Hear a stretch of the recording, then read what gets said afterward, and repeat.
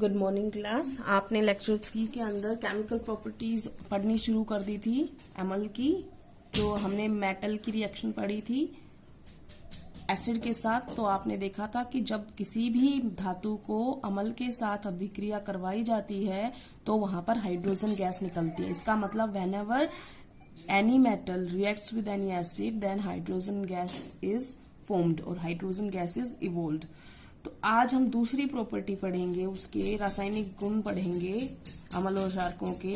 तो उसमें हम पढ़ रहे हैं क्या, क्षारक की अगर अभिक्रिया मेटल के साथ करवाई जाए। अभी तो हमने अम्ल की पढ़ी थी कल, तो हमने अगर क्षारक की धातु के साथ क्रिया करवाई तो क्या होगा। तो हमने वही होगा जैसे कल रखा था, बस यहाँ पे हमने अम्ल की जगह पे क्षारक लिखा है, बाकी सब कुछ सेम है। अगर आपने ध्यान किया हो, अम्ल था यहाँ पे कल जब हमने धातु से रिएक्शन करवाई थी तो लवण बना था और हाइड्रोजन गैस बनी थी। सेम आज वही होगा। क्षारक लिया है हमने सोडियम हाइड्रोक्साइड NaOH, जो है वो एक क्षारक है। और हमने एक धातु ली जिंक, कल भी हमने जिंक की ली थी, तो हमने सेम रखा है ताकि आपको पता रहे कि सेम धातु के साथ भी सेम रिएक्शन हो रही है। तो ये क्षारक की रिएक्शन करवाई जिंक के साथ, तो अब ये बना जो है ये सोडियम जिंकेट, जो Na2ZnO2 जिसका फॉर्मूला है ये बना, प्लस में हाइड्रोजन गैस बाहर निकाल दी। तो इसका मतलब आपसे सिंपल एक कोई क्वेश्चन पूछता है, अम्ल के साथ क्रिया होती है धातु की तो भी हाइड्रोजन गैस निकलती है, क्षारक के साथ जब धातु क्रिया करती है तो भी हाइड्रोजन गैस निकलती है। इसका मतलब अम्ल हो चाहे क्षारक हो, जब भी मेटल या धातु से क्रिया होगी हमेशा हाइड्रोजन गैस ही निकलेगी। इतना समझ में आ गया। अब आते हैं हम दूसरी रिएक्शन पे। जब धातु कार्बोनेट दे रखा हो या बाई कार्बोनेट दे रखा हो तो अम्ल से अभिक्रिया करने पर क्या होगा। देखो आपके पास अम्ल लिया हमने HCl, ठीक है। हमने मेटल का कार्बोनेट, धातु का कार्बोनेट, तो हमने यहाँ पे लिया सोडियम कार्बोनेट Na2CO3, ठीक है। ये हमने लिया, हमने अम्ल लिया।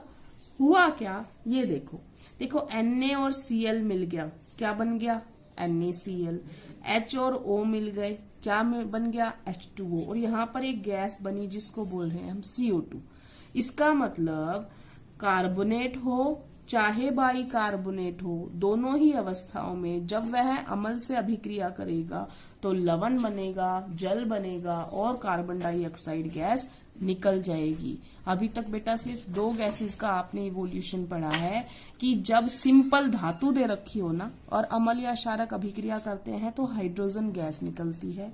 लेकिन धातु का यौगिक दिया हमने कार्बोनेट या बाई कार्बोनेट। कार्बोनेट का फॉर्मूला होता है CO3, बाई कार्बोनेट का HCO3। तो अगर कोई भी धातु, हमने यहाँ पे सोडियम ली है, तो आप कोई भी धातु ले सकते हैं। तो अगर कोई कार्बोनेट हो या बाई कार्बोनेट हो, उनकी अम्ल से अभिक्रिया करने पर हमेशा लवण बनता है, जल बनता है और कार्बन डाइऑक्साइड गैस बनती है। आपको कुछ और याद हो ना हो, बस आपने इतना ध्यान रखना है, कार्बोनेट हो या बाई कार्बोनेट हो, अम्ल की अभिक्रिया करने पर CO2 गैस निकलती है। अब CO2 निकलती है, इसका कंफर्मेशन कैसे होगा। कल हमने हाइड्रोजन गैस का कंफर्मेशन कैसे पढ़ा था, सोप का सॉल्यूशन में से उस गैस को गुजारा था और फिर मोमबत्ती आगे लगा दी थी, तो फिर उसके फटने की आवाज आ रही थी बबूलों के, तो इस वजह से हमने पता लगाया था कि वो हाइड्रोजन गैस है। CO2 गैस की हम कैसे जांच कर सकते हैं, तो उसके लिए क्या करते हैं, देखो हमने छोटा सा एक्सपेरिमेंट करके दिखाई, आपकी बुक में भी होगा। देखो Na2CO3 ये था, उसके अंदर हमने डाइल्यूट HCl डाल दिया, हमने इसके अंदर तनु हाइड्रोक्लोरिक अम्ल डाल दिया, सोडियम कार्बोनेट और HCl तनु हाइड्रोक्लोरिक अम्ल डाल दिया। अब दोनों के मिलने से बनना क्या था, ये सब बनना था। तो NaCl तो घुला हुआ है, एक्वस है। H2O तो इसी के अंदर है, पानी, तो इसी में रह जाएगा। लेकिन एक गैस निकलेगी, जो गैस निकलेगी वो कहाँ पहुंचेगी, क्योंकि ट्यूब लगा रखी है, यहाँ पर पहुंचेगी। और इस गैस को हमने इसके अंदर डिप कर रखा है, ये जो ट्यूब है इसको डिप कर रखा है इसके अंदर। तो इसका मतलब जो गैस है इस सॉल्यूशन के अंदर आएगी। ये क्या है, चूने का पानी है। कैसे बनाया था, याद है ना आपने, सफेदी चूना, उसमें पानी डालते हैं तो क्या बन जाता है, CaOH की ट्वाइस, मतलब बुझा हुआ चूना, बिना बुझा हुआ है, इसमें पानी डाला ही क्या बन गया, बुझा हुआ चूना। ये क्विक लाइम था, इसमें पानी डाला, ये क्या बन गया, चूने का पानी। ये जो चूने का पानी निथर के ऊपर आ जाता है, तो इसमें जब हम फूंक मारते हैं, तो फूंक मारते हैं या जो चूने का पानी होता है, जब भी इसमें CO2 गैस पास होती है तो रिएक्शन होती है और पानी का रंग जो होता है दूधिया हो जाता है। तो ये आपने कभी 7वीं 8वीं में पढ़ा होगा कि चूने के पानी में से CO2 गैस गुजारने पर रंग दूधिया हो जाता है। तो वो हम पढ़ेंगे क्यों हो जाता है। देखो ये चूने का पानी का सूत्र है, ठीक है ना। ये कैल्शियम हाइड्रोक्साइड फॉर्मूला है किसका, चूने के पानी का, स्लेक्ट लाइम का फॉर्मूला है। हमने इसमें फूंक मारी तो फूंक में क्या होता है, CO2, या आप ये समझ लो हमने ये अभिक्रिया की तो क्या निकला है, CO2 गैस निकली है। अब ये मिल गया, अब मिलेगा तो क्या बन रहा है यहाँ पर देखो, CaCO3 प्लस में वाटर, ये बना।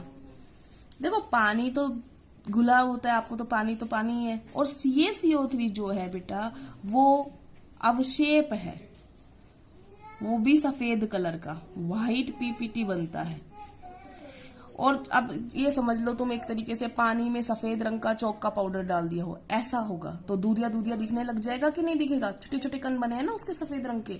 तो ऐसा दूधिया रंग किस वजह से आया, कैल्शियम कार्बोनेट के बनने की वजह से। तो ये बना और बनते ही दूधिया रंग आया, और दूधिया रंग ये बताता है कि इसके अंदर CO2 गैस थी।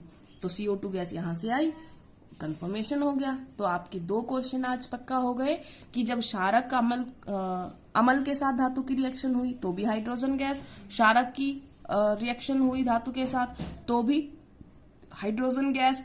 अगर कोई सोडियम कार्बोनेट या कोई भी धातु कार्बोनेट दे या कोई धातु का बाई कार्बोनेट दे, उनकी रिएक्शन किसी अम्ल के साथ करवाई तो हमेशा CO2 गैस उत्पन्न होती है। आज आपने बहुत बड़ी चीज पढ़ ली है, इसको हमेशा ध्यान रखना कि कब हाइड्रोजन गैस निकलती है और कब CO2 गैस निकलती है। Thank you class.